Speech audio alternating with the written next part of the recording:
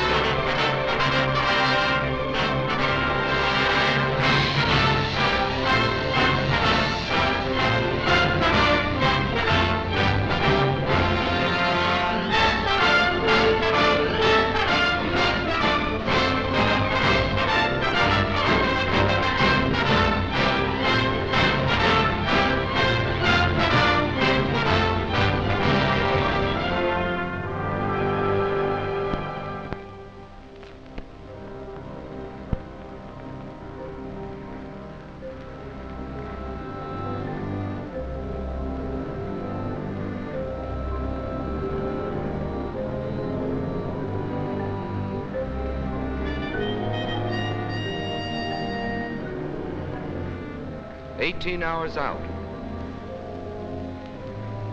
Destination unknown, a military secret. The largest overseas expedition ever guarded by the Blue Ensign of the American Navy.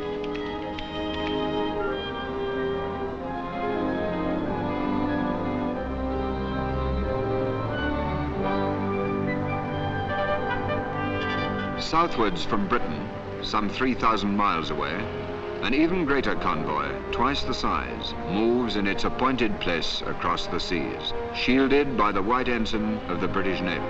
Destroyers in close support, cruisers on the flanks, and beyond the horizon, the battleships. From the decks of aircraft carriers, and from the shore, planes of the Fleet Air Arm and Coastal Command patrol the skies and search the seas. Advance outposts of an elaborate protective screen. East-northeast, the American convoy. Southwest by west, the British. Nothing like these two armadas had disturbed the waters since the world was made. This is a combined operation, an operation that began some 4 months earlier in Washington, D.C. The President of the United States welcomed the Prime Minister of Great Britain. The gravity of the moment had brought them together. The lights burned all night that night in the White House, where the two leaders met with their combined chiefs of staffs. For this was the picture taking all too definite form in the minds of the civil, military, and naval leaders now locked in secret conference. Two Axis spearheads were headed east. In the north, von Bock was hewing his way through the Ukraine to the Caucasus. In the south, Rommel was driving toward the Egyptian border. These two spearheads were intended to meet in Iran and head eastward towards India. In the Orient, Japan had occupied the coast of China, the East Indies, Malaya, and Burma in preparation for the drive westward through India.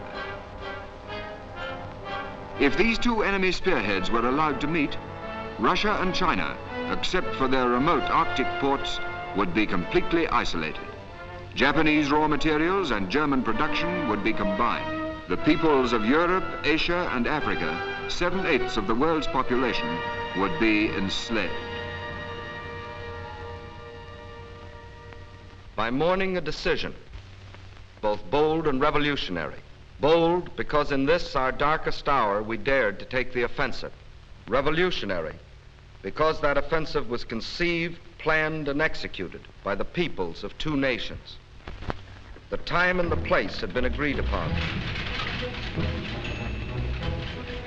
The code name for the combined operation was Acrobat. The two great elements were time and secrecy. 125 days in which to plan and launch an offensive from bases 3,000 miles apart. An operation involving hundreds of thousands of American and British soldiers and sailors, millions of American and British working men and women, only by whose combined efforts could the plan become a reality, but from whom the plan itself must be kept secret. A few score men, no more, knew in its entirety the plan for this greatest of combined operations. In London and Washington, British and American officers were placed at adjoining desks to work through the days and nights of grinding toil that lay ahead. And gradually, in the enforced daily intimacy, men grew to know and respect each other. Thus was born the relationship out of which an Allied army came into being. To them came hourly reports on the vast undertaking of forging the striking weapon. It was a race against time.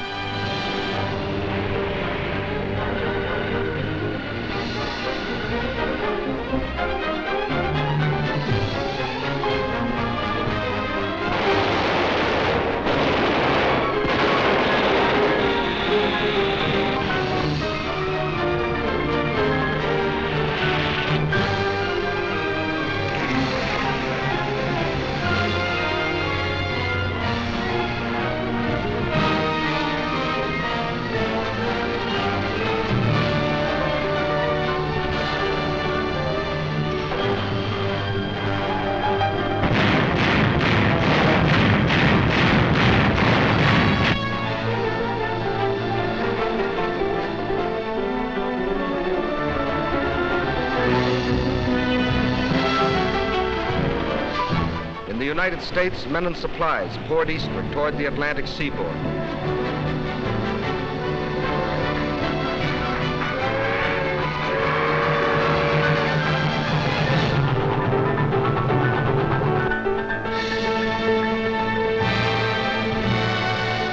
In Britain also, by road and rail, an army was on the move.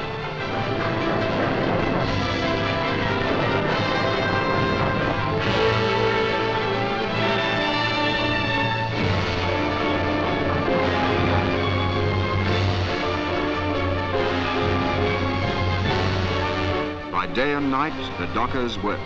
Records were broken in tonnage put aboard in one shift. For every soldier, British and American, 10 tons of equipment.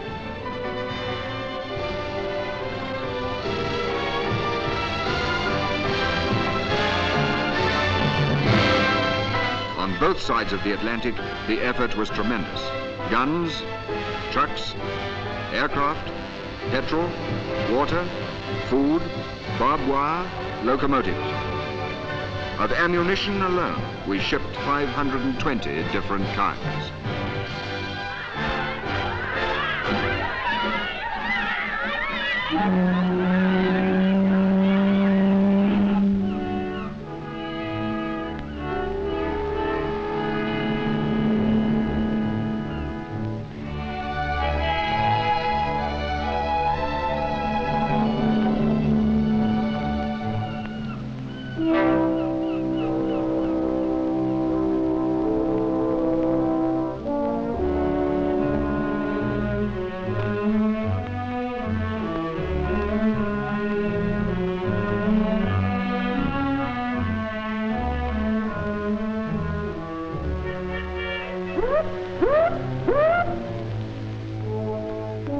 And every ship sailed on time and in absolute secrecy.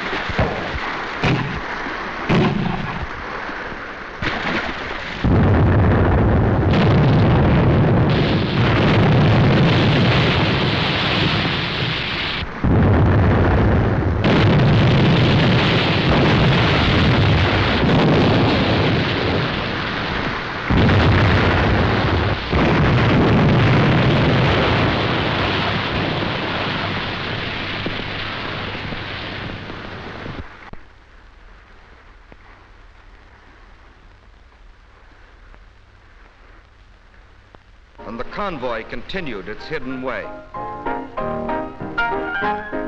My name's McAdams, Joe McAdams, Kansas City, Kansas, private first class. I was on one of those ships you're looking at, part of the biggest show on earth, and didn't know it. Too darn many ships to see all at once. Well, we'd been hollering for action. Now we were going to get it, but we didn't know where. Norway, France, Italy, China.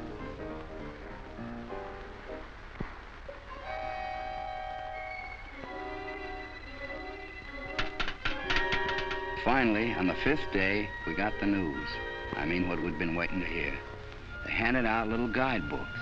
I remember the first line: "You are to do duty in North Africa as a soldier of the United States." Gave me kind of a kick. Why North Africa? What was the plan called Acrobat? The convoy from America was heading east, the one from Britain heading south. At a given point west of Gibraltar, the British convoy would divide. For 12 hours, the two halves would proceed in opposite directions. Then the second half would reverse its course and follow the first, passing Gibraltar 24 hours behind.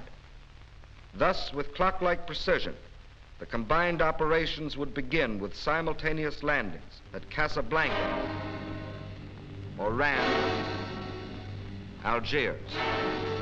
Casablanca to protect our flank against an Axis attack through Spanish Morocco. Oran and Algiers to secure bases from which to press eastward. Then the occupation of Tunisia, from which we could cut Rommel's supply lines across the Mediterranean.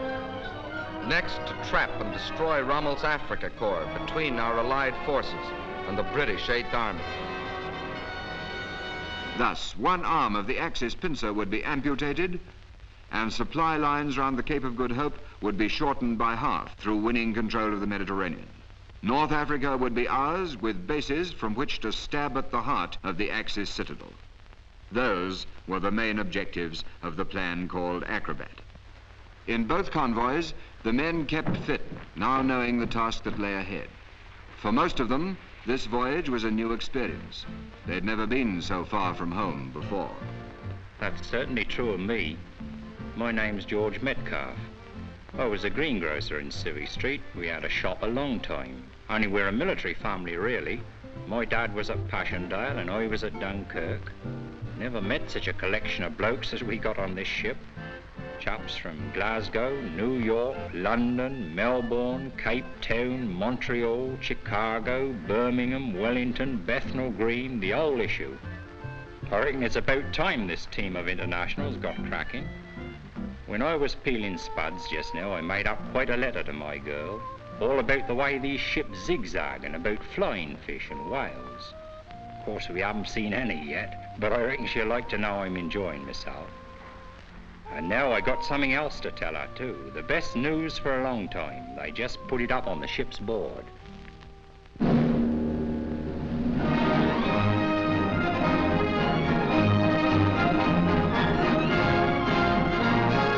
But the 8th Army's offensive was only one phase of a larger strategy. Included therein, the bombings of Genoa, Naples, Turin, precision bombings of the Renault factory, turning out Rommel's tanks. All these a part of the plan called Acrobat, of which the enemy still knew nothing. Nothing of the submarine trip to Africa by General Mark Clark, with a message to be smuggled into France. Nothing of the arrival at Gibraltar of General Eisenhower, where he was joined by General Henri Giraud, who had received General Clark's smuggled message. The enemy knew nothing until the last possible moment, when the first half of the convoy from Britain steamed past the fortress of Gibraltar. It was at night that the ships passed through the straits. The time had been carefully chosen, for here in narrow waters, attack seemed certain. Aboard ship and on the rock, everyone stood to, but the ships moved steadily on. It was as though, for the moment, the enemy's sword had fallen from his hand through indecision. This time, it was in Rome and in Berlin that the lights burned all night. For the first time since the war's beginning, somebody else was calling the tune. But before the enemy could collect its wits or its forces, our ships lay, as planned, off their appointed destination.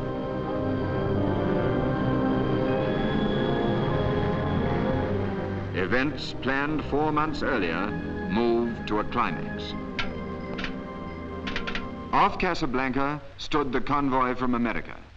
To the troops aboard spoke their commander, General Patton. Soldiers and sailors, it is not known whether the French African army will contest our landing, but all resistance, by whomever offered, must be destroyed. However, when any of the French soldiers seek to surrender, you will accept it and treat them with the respect due a brave opponent and future ally. Remember, the French are not Nazis or Japs. November the 8th, 1942. Orders of the day. The words "play ball," transmitted by the task force commanders, signifies that all forces are to take vigorous and offensive action against the enemy. A large searchlight shown in a vertical position at night signifies that the enemy has agreed to the terms of the Allies.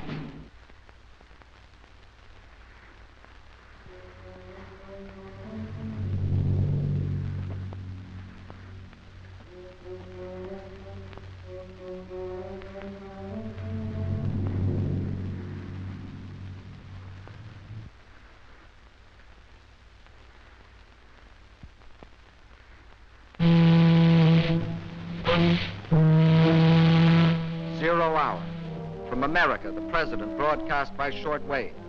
We do not want your land. We fight a common enemy. From London, General Charles de Gaulle. Do not resist. From Gibraltar, General Giraud. We welcome the Allies to French soil. How would these pleas be answered?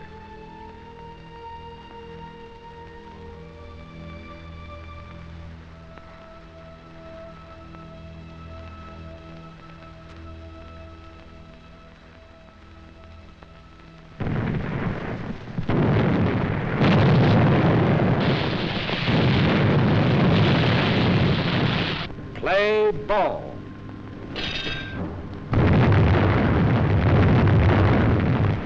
Fight was on at Casablanca.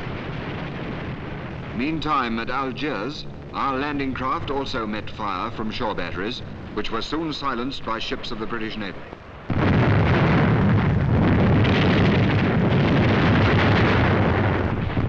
Here, too, the French troops ashore were asked by radio to indicate a friendly attitude by throwing their searchlight beams vertical.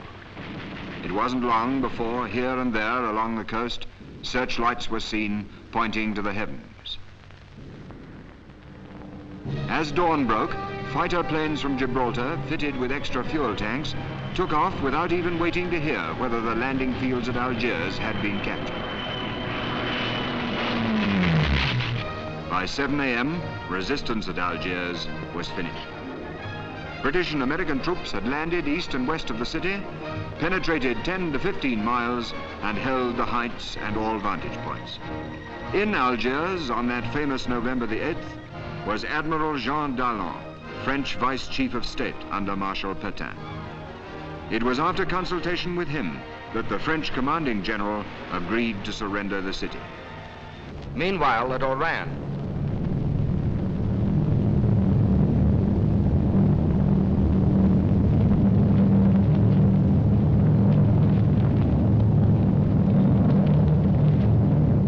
American paratroops and airborne infantry, flown from Britain 1,500 miles away, had landed to capture airfields, while other American troops had poured ashore on the beaches, protected by the British Navy.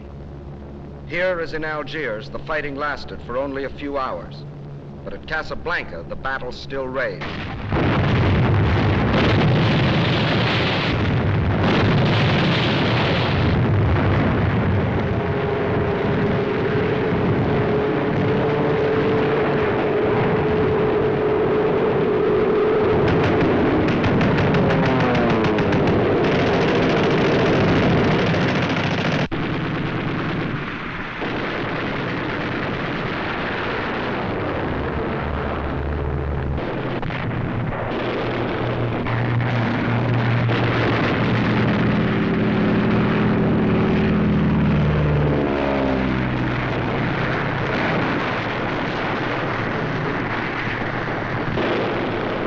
shore batteries and the heavy guns of the French battleship Jean Bart, and several cruisers, destroyers, and gunboats put out a devastating fire.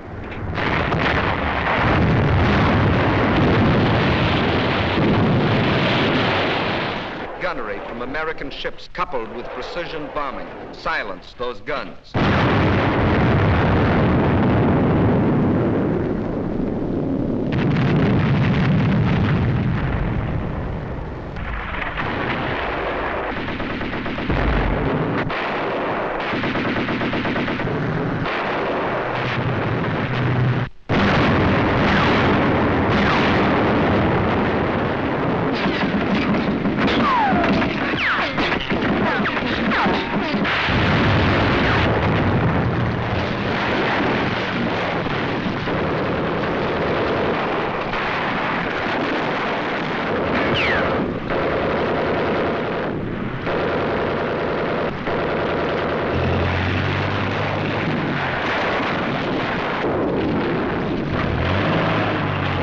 Striking inland from the beaches, north and south of the city, shock troops cut the railways, other lines of communication, then converged upon the town.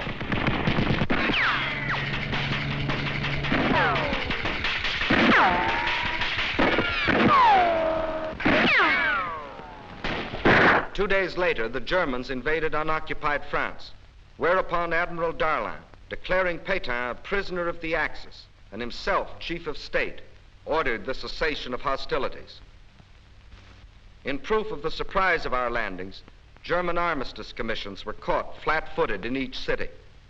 Their jobs, to bleed North Africa of her raw materials and farm products.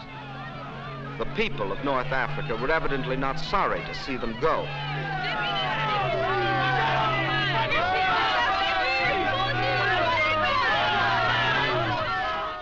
Events moved swiftly. To Algiers came General Anderson, commanding the British First Army. General Giraud took command of the French land forces. United under General Eisenhower, they were ready to take the field. Once more, the tricolor, the stars and stripes, the Union Jack flew side by side.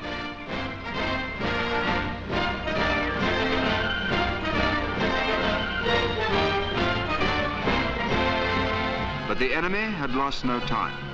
Across the Mediterranean, by sea and by air, he was pouring men and equipment into Tunis and Bizerta.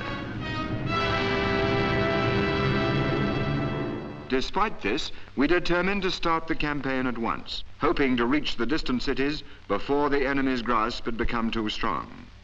This was a bold decision, for the British First Army was as yet little more than one division, and the bulk of the American forces were needed to safeguard our position in Morocco.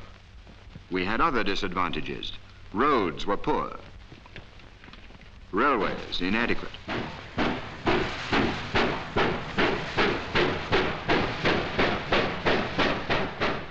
The enemy beyond the mountains had short supply lines from Sicily and Sardinia.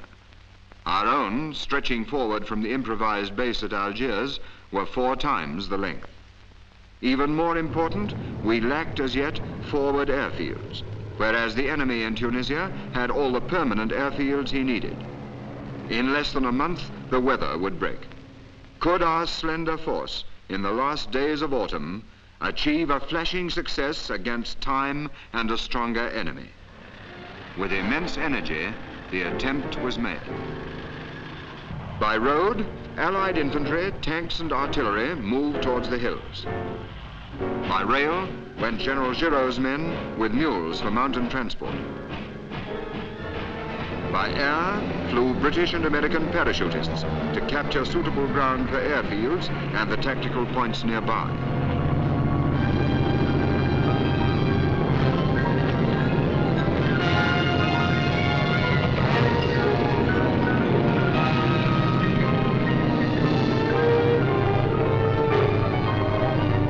Sea went commandos to Bougie and Beaune, the latter 300 miles to the east and only 60 miles from the Tunisian border.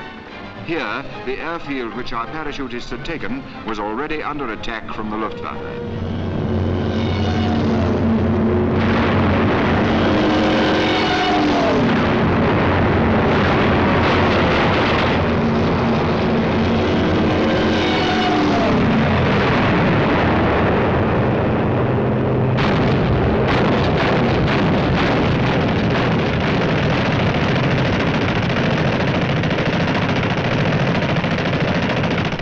was our only permanent forward airfield and had to be fought for repeatedly.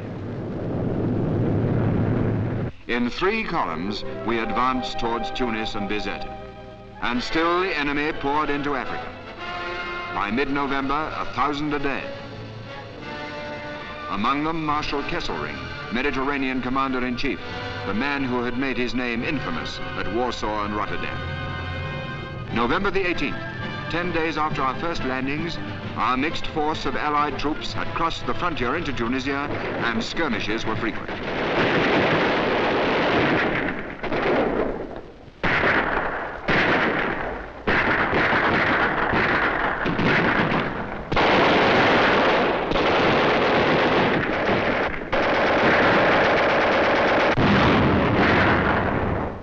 On we went. Small units of French, British, Americans held up here, gaining there, fighting Rhodes as well as Germans, but pushing on. By November the 22nd, we were in Béja, 450 miles on the road to Tunis. News came that 30 miles on, the French, under General Barré, were holding Jadesales.shop against the Germans. The French were fighting stubbornly, equipped with little more than machine guns and rifles. General Anderson promptly moved to support them. Together, we held measures, henceforth a pivotal point, and forced the Germans back. But now we went into the plains and were increasingly exposed to the enemy's more numerous tanks and aircraft.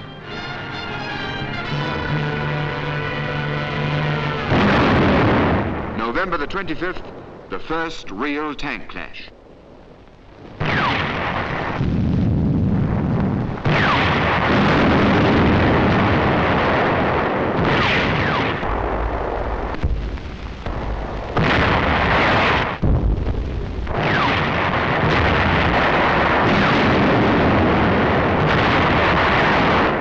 "15 enemy tanks destroyed, and the rest withdrew. And on we pushed towards Tunis and Bizerte, racing against time and the weather. 60 miles from Bizerte, 50 miles, 40 miles. Our supply lines inexorably thinning, our reinforcements fewer and fewer. 30 miles from Bizerte, 20 miles, 18 miles from Tunis, 16, 15. And from the hills, our patrols saw the city. But now the enemy attack rose to a crescendo.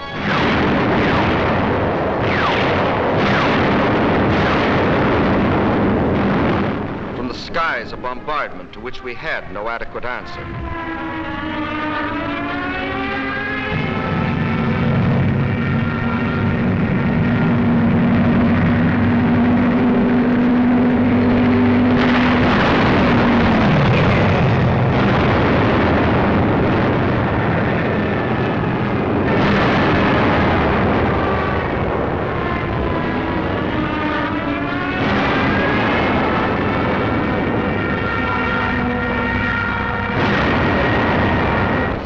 Supplies were far outrun, our casualties heavy.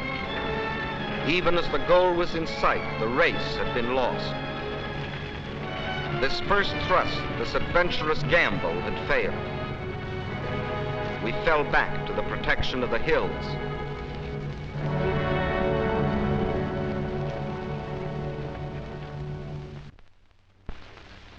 But even as we withdrew to regroup our forces, we encountered a new enemy. Winter was upon us. Our hastily improvised airfields were flooded, our planes earthbound.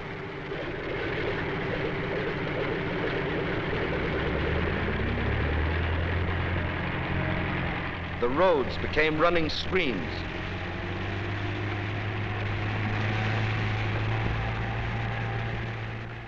Our tanks immobilized. All hopes of a quick victory had finally foundered in a sea of mud. But the race for Tunis and Bizerte had not been in vain. For our battle lines, now stabilized, ran south from Jadesales.shop through Usultia, Faid, Maknassi, and Gafsa, along the barrier ridge of mountains known as the Great Dorsal, which separated the German-occupied coastal plain from the mountainous regions to the west. German expansion was possible only through a series of passes traversing the Great Dorsal. And all through the winter months, we held those passes against incessant German attack.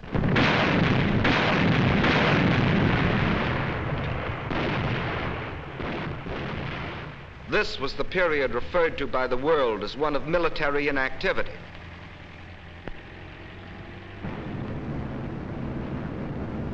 A period during which we sustained nearly half the total casualties incurred during the whole North African campaign. That's right. When you read in your papers about lulls, that don't apply to George Metcalf and the poor bloody infantry. Never did. We're on the job every night, patrols in the hills and in the woods.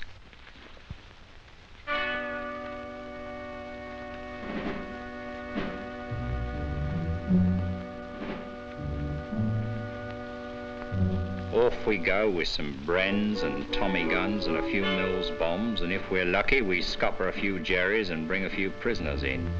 Old Fred Parker's the best. He was a poacher. That's second nature to old Fred.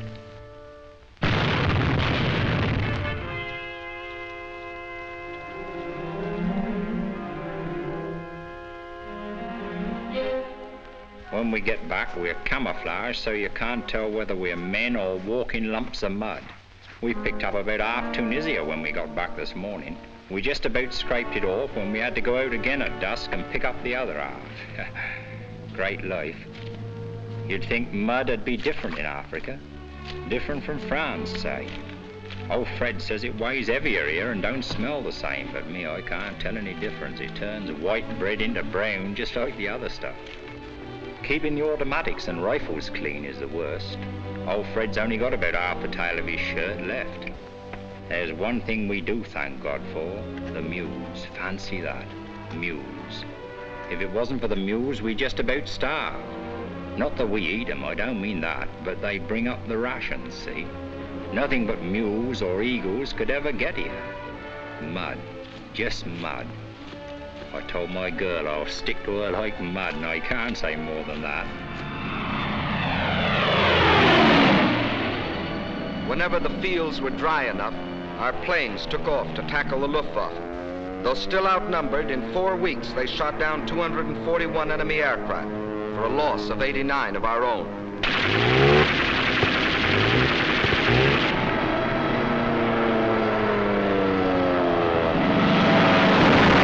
Further back, day after day, the Strategic Air Force was taking off to kill the enemy's effort at its starting point. Liberators from the east, fortresses from the west, went forth to destroy enemy bases in Italy, Sardinia, Sicily.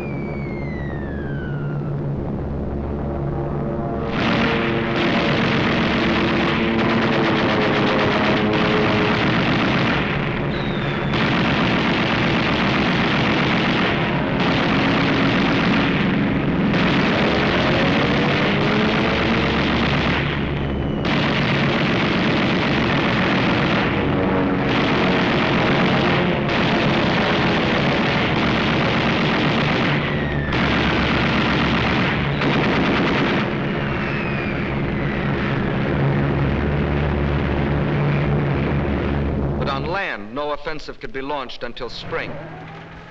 Against its coming, there was to be on either side of the Great Dorsal a building up of power.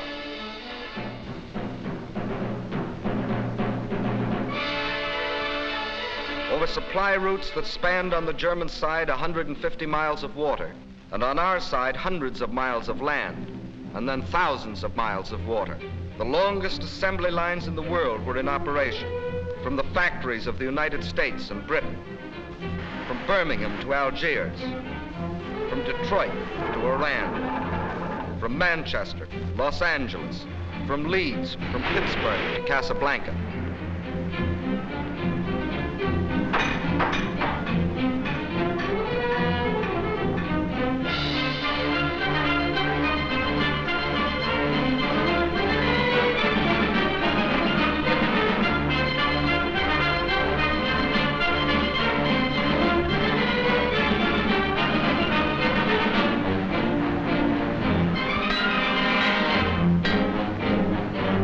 whole trains were assembled on the spot, loaded with freight and sped forward.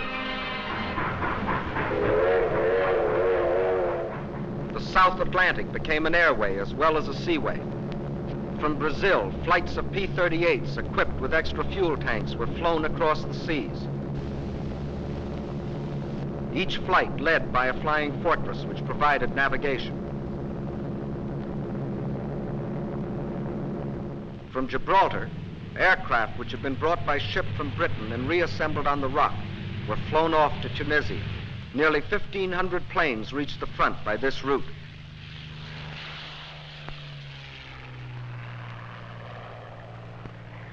Roads to the front were being built where none before existed.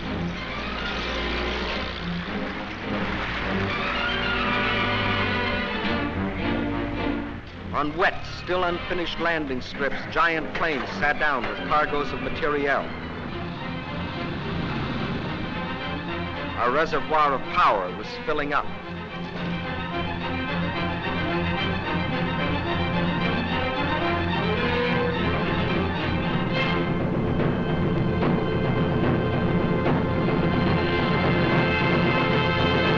Tunisia was to be the theater of a major campaign. A campaign to be fought where Scipio had fought, and Hannibal, where already 3 times in history great armies had been destroyed between the mountains and the sea. These hills and plains were again to echo to the tempest of battle. Not now the trumpeting of elephants, but the crash of tanks and artillery. Not now an empire, but a way of life at stake.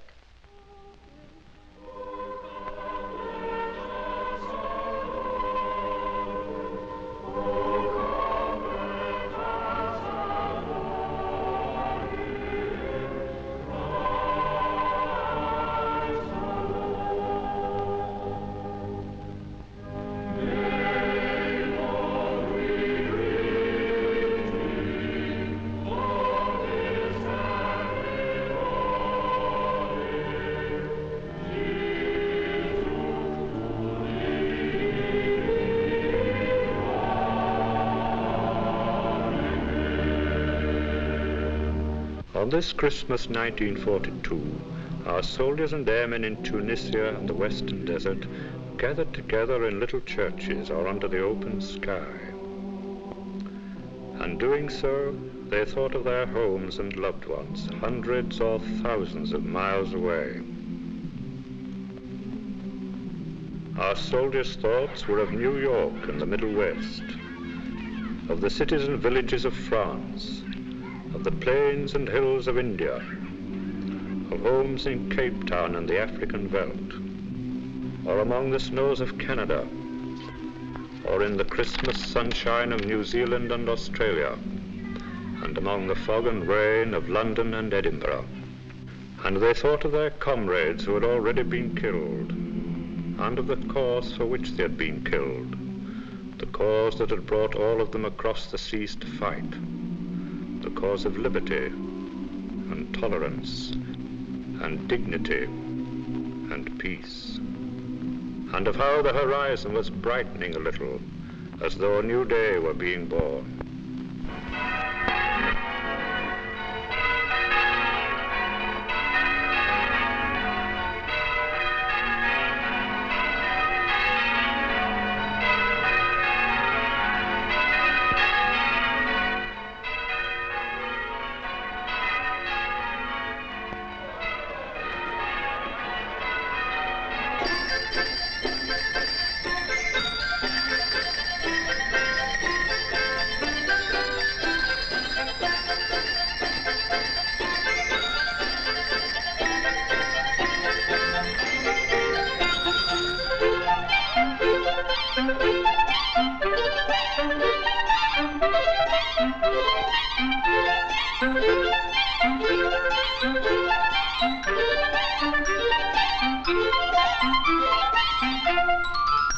A lot of us guys got packages at Christmas.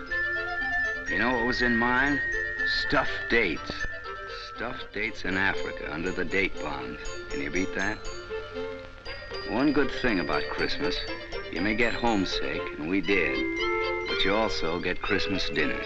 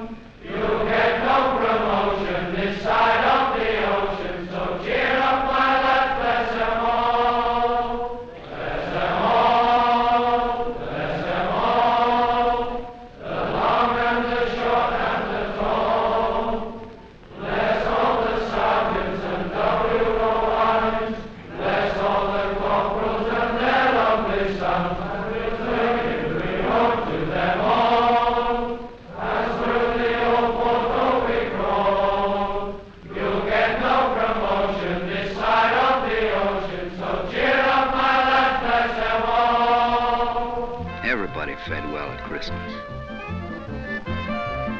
including the pets.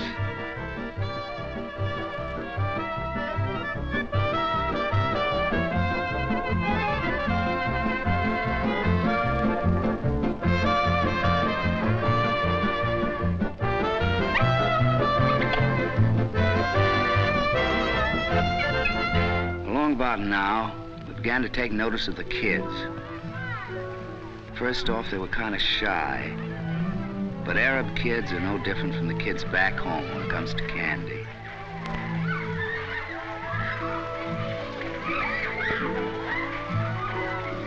A lot of them looked about half-starved. The Germans had picked the land clean.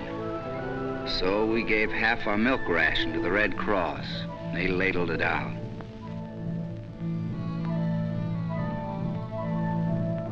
Off duty, we just roamed around, looked. And we saw some mighty strange sights.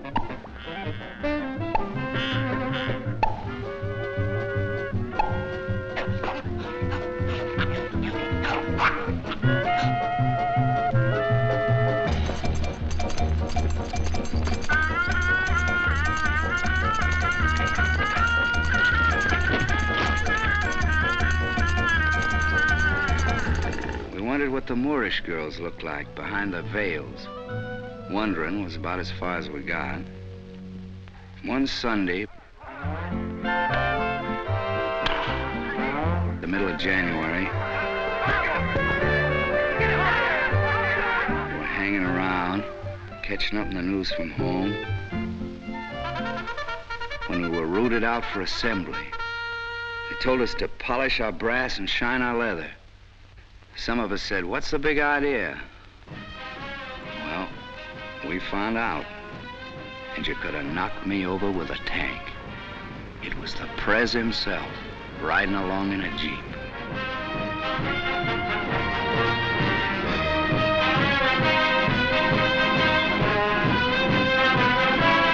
When we saw Mr. Churchill come in, not puffing his cigar, we knew something big was cooking. In a small seaside hotel at Casablanca, discussions began at once. Their purpose, to design the shape of victory in Africa and beyond. First, a meeting was arranged between Generals de Gaulle and Giraud, who had succeeded Admiral Darlan, assassinated a month earlier. Out of the meeting was to grow the union of the fighting French, who had never lost hope, and the French for whom hope had been reborn. Second, the united command for the new Tunisian campaign was created. The Allied troops in the area were now predominantly British, but by common agreement, General Eisenhower continued in supreme command. As his deputy commanders, 3 British officers, General Alexander on land, Admiral Cunningham on sea, Air Chief Marshal Tedder in the air. Under them, British, American and French officers and men serving side by side. The whole scheme a dovetailing of command, unique in military campaigns. Third, we fixed the terms which would end the fighting. Unconditional surrender. Of all these decisions, our Russian and Chinese allies were kept fully informed. The conference ended, Mr. Churchill flew on to Tripoli to greet the victorious 8th Army and explain its vital part in forthcoming events. For the decisive hour was at hand. Battle lines were drawn. In the north stood the British First Army. In the center, General Giraud's French troops. In the south, the Americans. Further south, a small group of fighting French had completed its historic 1,500-mile march and taken up positions on the left flank of the British Eighth Army, which faced the formidable Mareth line, behind which barrier Rommel's army, after its long retreat, had entrenched itself. Tunisia was gray with German troops, 15 full divisions.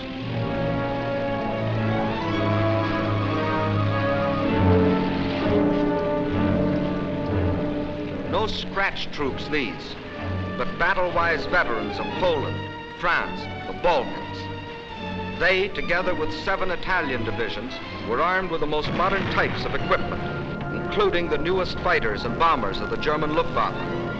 The German orders were, hold Tunisia at all costs, keep control of the Mediterranean. Rommel, standing behind his Mareth line, saw that he must soon be faced with an attack in the rear from the Allied armies along the Great Dorsal, as well as an assault by the 8th Army at Mareth. He therefore struck first, in an endeavor to remove the menace behind him. On February the 14th, the blow was struck. Heavy armored columns burst out of Faid Pass in the mountain barrier and through into the valley beyond. In the face of their onslaught, Allied armor withdrew with heavy losses. By the 21st, the enemy had forced his way through the Kasserine Pass, and his armored columns were advancing in a 3-pronged thrust. One main column aimed at Tabessa, our supply base in southern Tunisia, and another at Thala, key town in our lines of communication. Almost within sight of his objective, he was halted. American, British, and French forces all stood immovable against the final impact, and in counterattack broke it, while Allied air power pounded Rommel's lines of communication and supply. The threat was ended. Advancing past destroyed German armor, we reoccupied Kasserine Pass, and by March the 17th, the original battle lines had been restored. As soon as Rommel saw that his westward thrust was doomed, he made an abortive attack south against the 8th Army. The Germans unveiled the new Tiger tank, the British the new 17-pounder anti-tank gun.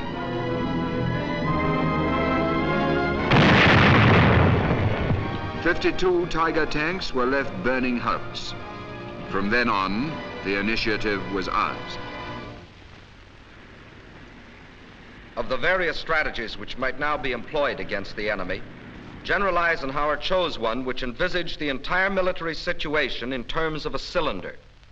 The western wall, Allied land forces along the Great Dorsal. The northern and eastern, Allied air and sea power concentrated in the Mediterranean. The seaports of Tunis and Bizerte were to act as the intake valve, through which those enemy troops that escaped the devastating attacks of planes and submarines based at Malta were to be sucked into the cylinder. At the bottom of the cylinder stood the powerful British Eighth Army to serve as the piston, which in its upward stroke would push the enemy into an ever smaller space. Still in possession of the enemy were certain high hills to the west of Tunis and Bizerte. Their capture was an essential part of the entire strategy, for these hills were the spark plug, which, when the piston had forced the enemy into a state of high compression, would explode the combustible mass. That was the final strategy. To succeed, perfect coordination would be necessary between land, sea, and air forces. The Northwest African Air Force, commanded by General Spaatz, was divided into 5 major groups, of which 3 were combat. The Strategic Air Force, under General Jimmy Doolittle. These were the big boys, the long-range bombers, pounding away at enemy bases and shipping. The Coastal Air Force under Air Marshal Lloyd. Day and night fighters, these, protecting ports and convoys. And finally, the Tactical Air Force, a new conception of air power developed by the British in the Middle East. All fighters and attack bombers, British and American, were placed under one command so that we could strike with the full force of our flying artillery when and where it would do the most good. Air Marshal Cunningham, in command of this group, and General Alexander, in command of all ground forces, lived and worked side by side in a tent camp in the Tunisian mountains. Theirs was a complete partnership, and in it lay the pattern of ultimate victory. By the middle of March, the stage was set. The first move was up to Air Marshal Cunningham.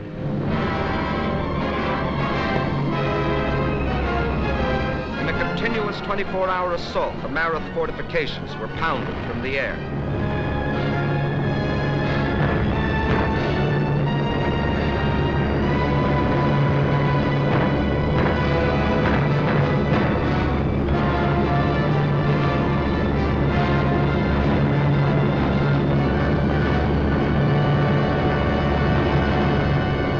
Then General Alexander gave the signal for the piston to begin its upward stroke. Montgomery, looking ahead, had planned the Mareth battle 3 months before. He would strike after a barrage and in moonlight, as at El Alamein.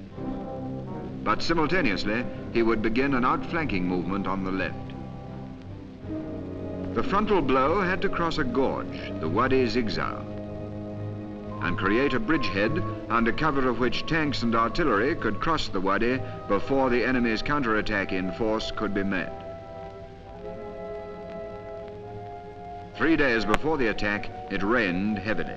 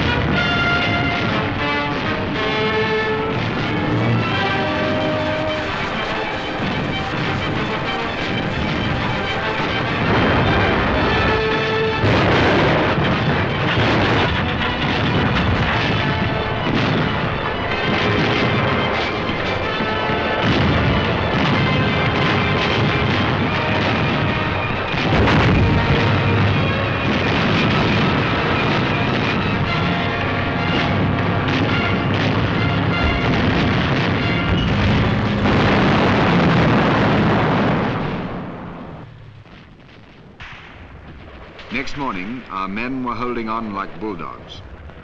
Only 4 tanks had got across, but with these and their own arms, our infantry kept the bridgehead intact.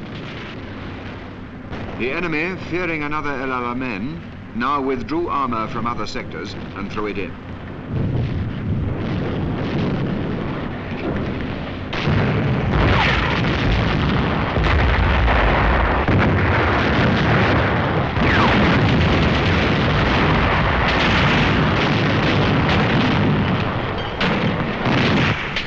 Whilst this battle raged, our outflanking left hook by General Freyberg and his New Zealanders, reinforced by the 1st Armoured Division, was racing across 150 miles of desert towards El Hama.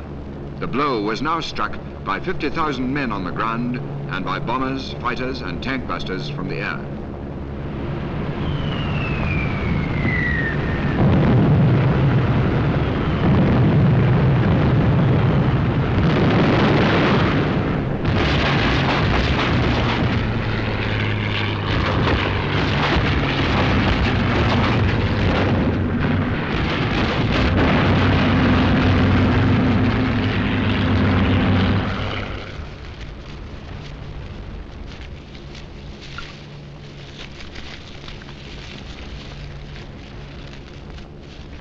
The Germans, pinned down by the Northumbrians at Mareth, moved their armour too late. The New Zealanders, thenceforth to be known as the left hookers, drove through.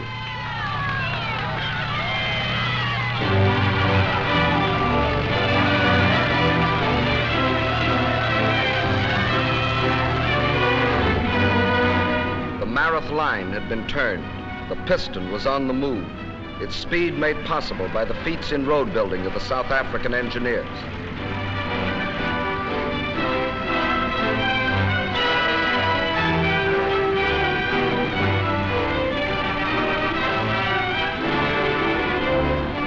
Air air and naval forces shelled and bombed all along the seawall. Our fighters struck at their transport planes, still pouring men in through the intake valve, knocking them out of the sky by the hundreds.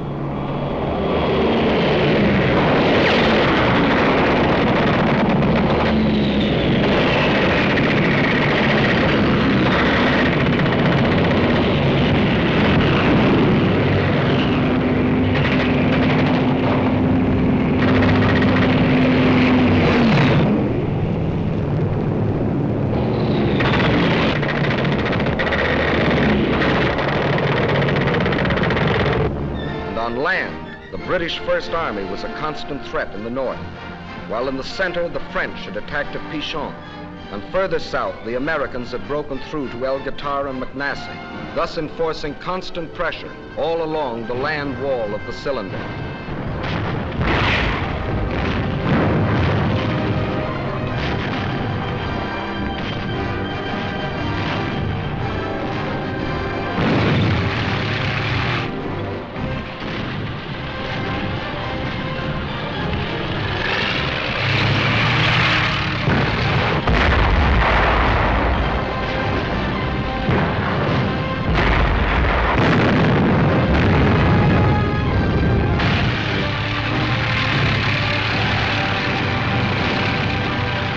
April the 7th, and American patrols of light tanks striking eastward met patrols of the British 8th Army advancing northward.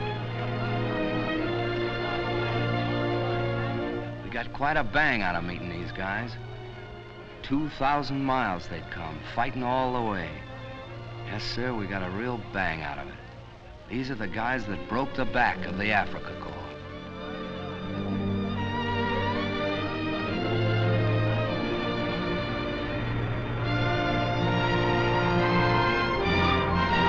Still, the piston pushed relentlessly on.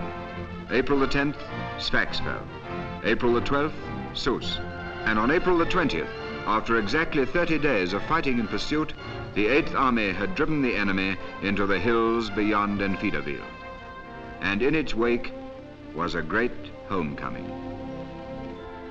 What got me was watching those villagers coming back, mostly on little donkeys piled up with so much stuff you'd wonder how they carried it. Reminded me of the Bible somehow, you know, the donkeys and the hills behind and these folks trekking home. There was one old chap spoke a bit of English, and he comes up to me and old Joe McAdams and he says, "Thank you, thank you, thank you, thank you." And then he started shaking hands with us. I thought he was never going to let go. And as we watched him going down the hill, Joe says to me, he says, "You know, George, I had a buddy killed the other day and I was pretty sore about it. But now all these poor devils coming home gives the whole thing a kind of a meaning." Well, then when we went down to the village, it was just the same down there. Little Jewish boys taking off the yellow stars they'd been made to wear as if they was lepers. And then our army doctors attending to the women and the youngsters, just as if they was on the panel back home. I certainly felt less browned off. I certainly did.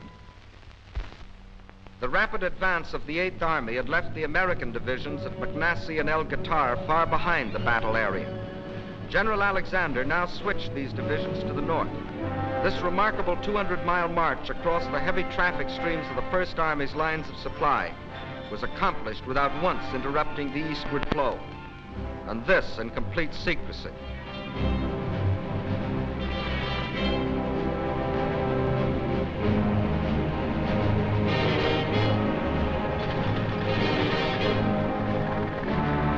The piston had completed its upward stroke. The desired state of enemy high compression had been achieved. Now to capture the spark plugs, the vital hills west of Tunis and Bizerte. This led to a number of major battles, of which 5 were typical. Hill 609, Longstop Hill, Gubalat Plain, Jebel Mansour, and Takruna.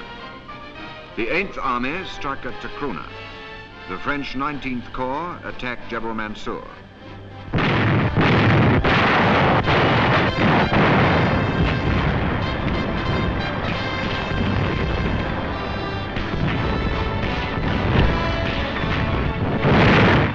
Gubalat Plain, the British 6th Armoured Division, striking towards Tunis, had drawn upon it most of the enemy's remaining armour.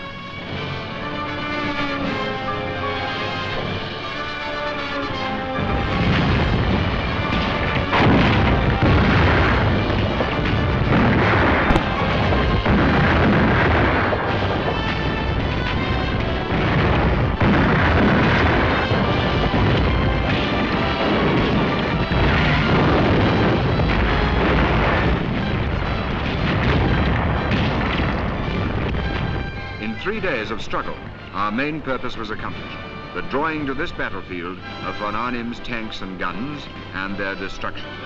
Meantime, the British 78th Division was pressing the attack on Longstop Hill.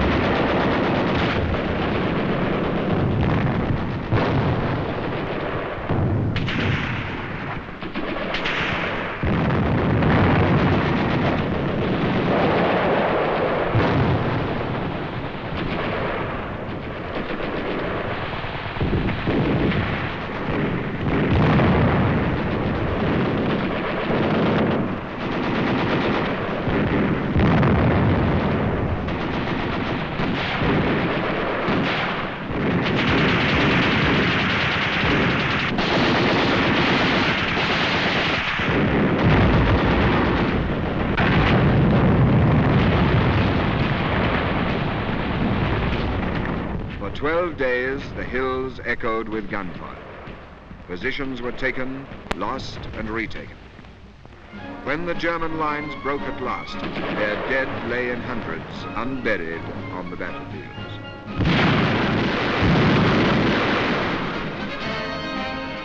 As our infantry went forward, engineers and pioneers built roads across the mountaintops for vital supplies to reach them. In 14 days, they built 11 miles. Meanwhile, further north, the Americans had embarked on their phase of the campaign. This started with the assault on Hill 609. Long-range artillery started the attack.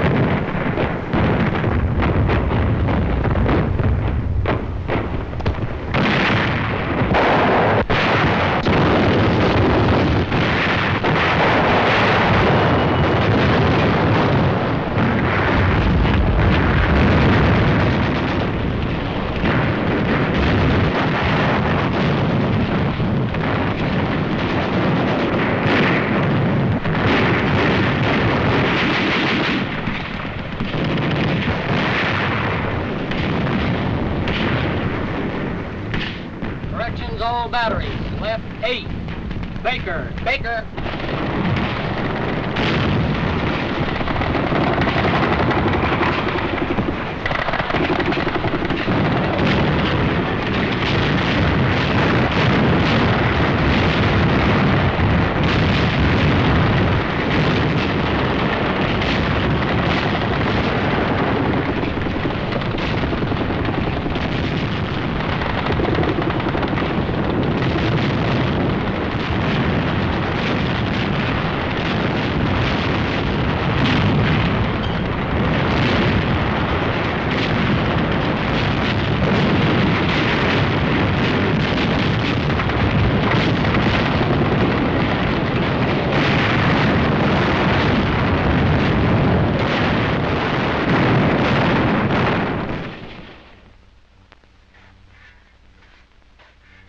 We took Hill 609.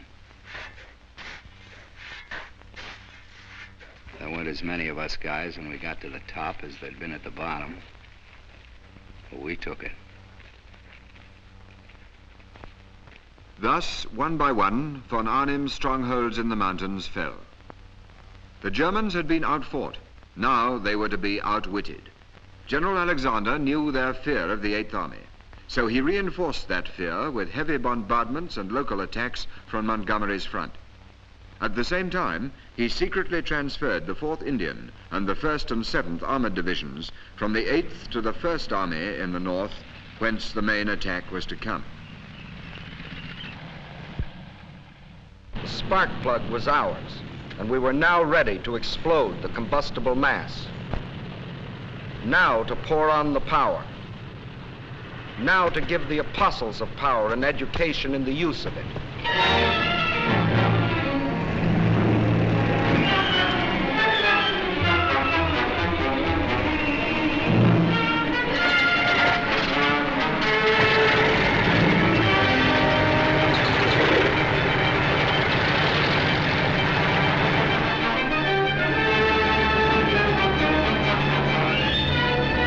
British and Americans in the air with everything that could fly.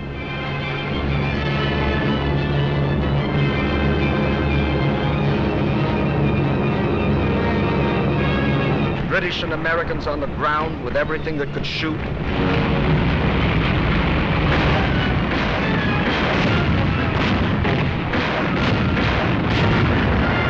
French artillery, French infantry.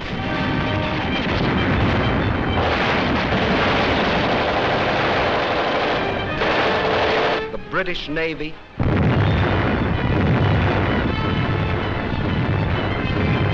All poured forth their concentrated fury.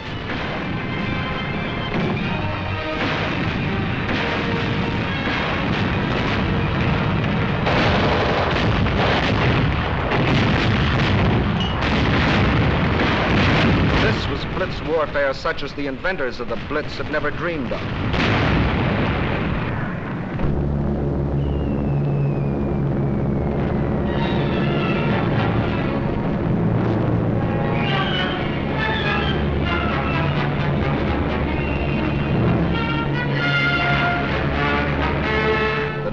Challenge to the free world to fight or surrender was being answered.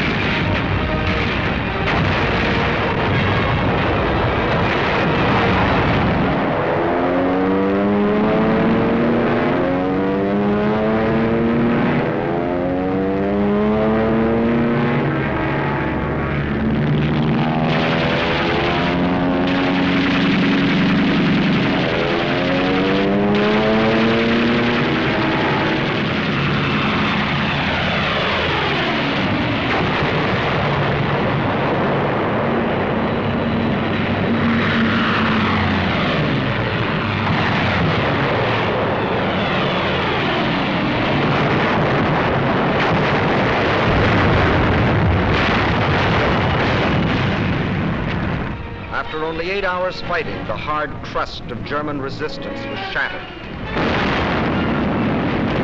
Our armor crashed through.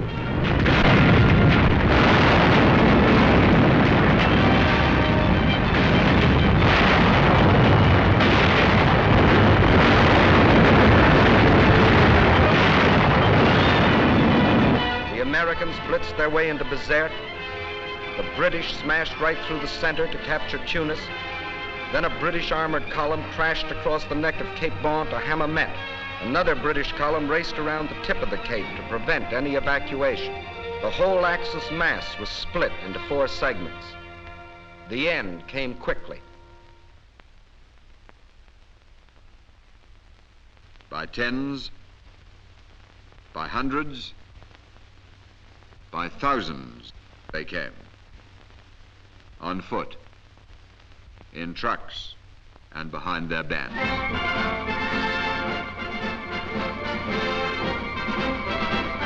The greatest mass surrender of fully equipped troops in modern history. We had lost nearly 70,000 men, dead, wounded, and missing. 35,000 British, 18,000 Americans, 15,000 French. But for every man we had lost, the enemy lost 5. And at the end, 15 full divisions, 266,000 of their best men laid down their arms. No Bataan this, no Crete, no men riddled with disease and shrunken with hunger, fighting to the last barehanded. Educated in the school for power, they were quick to recognize superior power. And when they did, they quit cold. This is the end of the Axis African adventure.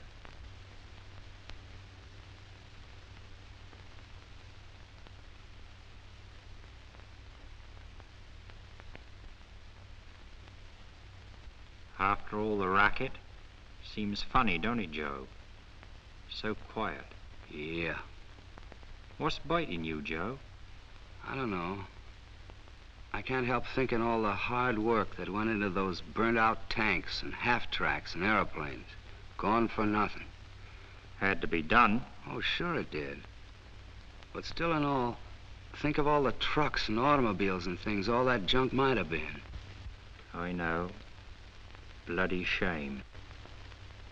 Just because he was told that he was a Superman. Well, he never figured things out for himself. Never argued the toss, same as we do. Too bad he didn't hear some of our arguments at the old Dog and Fox back home. You know, I guess that's the real difference between us and them. We argue the toss, as you say, and they don't. Yeah, and when you don't argue the toss anymore, you aren't half a man anymore. Right. You're just a blooming tool, like a spanner or a saw or a gimlet. Maybe they like it that way. Maybe they do, but suppose somebody tried to use you or me like that, Joe. Suppose somebody said put that fella's eyes out or turn a hose pipe on that Jew or on that woman. Would we do it? What do you think? You and me, Joe, we may not always think alike, but we do think. You and me and old Alphonse and the rest, we certainly think all right. You know, George, I got an idea. Why can't we, after the war, the same work gang, I mean, keep on swinging together? What couldn't we do? You mean build more houses than ever was? Yeah, that's it. And ships, thousands of ships? Right. And food so's nobody be hungry no more? Yeah, building things up instead of blowing things up. Like, I don't know, like dams in the desert and roads through the jungles. Maybe bridges across all the oceans. We could do it, I bet you. Yeah, do all the jobs that wants doing and knock the block off anybody who wants to start another war. And bring the smiles back to the kids' faces all over the world. Boy, what a job. But just now, Joe, it's the same rough road. The same road you and me have just come. The same bloody hard road. And for quite a while yet. Boy, oh boy, what a job. Bringing back the smiles to kids' faces.